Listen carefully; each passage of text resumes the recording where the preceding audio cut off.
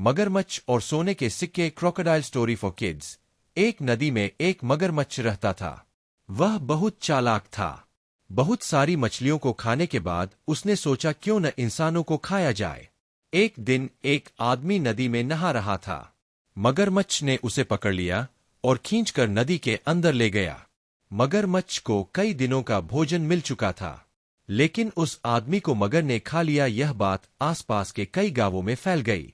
अब कोई भी नदी के पास नहीं जाता था। मगरमच्छ का मन बहुत परेशान रहने लगा। उसे शिकार करने का मौका नहीं मिल रहा था। एक दिन वह पानी के अंदर तैरकर मछलियों को खाने की कोशिश कर रहा था। तभी उसे पानी में एक पोटली नजर आई।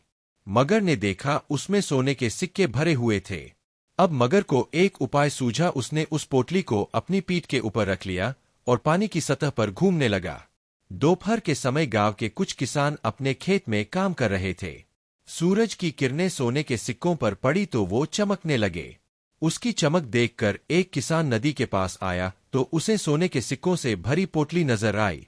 दूर से उसे पोटली के नीचे मगर, जो कि पानी के अंदर था, वह नहीं दिखा। वह किसान सोने के लालच में जैसे ही पानी में गया, मगर ने उसका पैर पकड़कर खींच लिया। अब मगर का यह हर दिन का काम हो गया। वह दोपहर के समय नदी के किसी न किसी किनारे पर अपनी पीठ पर सोने के सिक्कों की पोटली रखकर पहुंच जाता। सीधे सादे गांव वाले सोने के लालच में मगर का शिकार बन जाते थे। कई गांव में यह बात फैल जाती है कि मगरमच्छ लोगों का शिकार कर रहा है, लेकिन किसी को भी यह नहीं पता लगता कि मना करने के बाद भी लोग नदी के पास क्यों चले जाते हैं।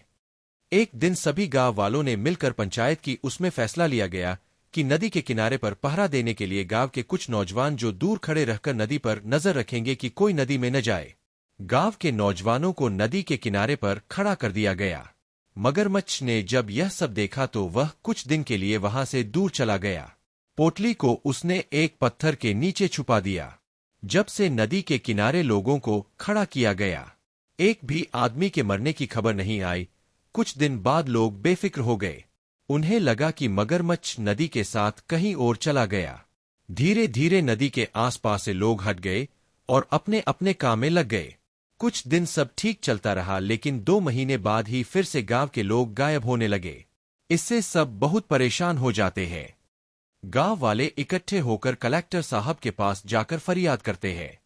कलेक्टर साहब शहर से 2 शिकारियों को बुलाकर नदी किनारे छिपा देते हैं। दोनों शिकारी छिपकर देखने लगते हैं कि मगर कब आता है, लेकिन कुछ दिन मगर नहीं आता। फिर वे 1-2 किसानों से बात करके उन्हें नदी किनारे घूमने के लिए कहते हैं और शिकारी छिपकर उन पर नजर रखते हैं। एक दिन मगर वहीं सोने के सिक्कों की पोटली लेकर पानी पर तैरता दिखाई देता है। सिक्कों की चमक से किसान और शिकारियों को सारी बात समझ में आ जाती है।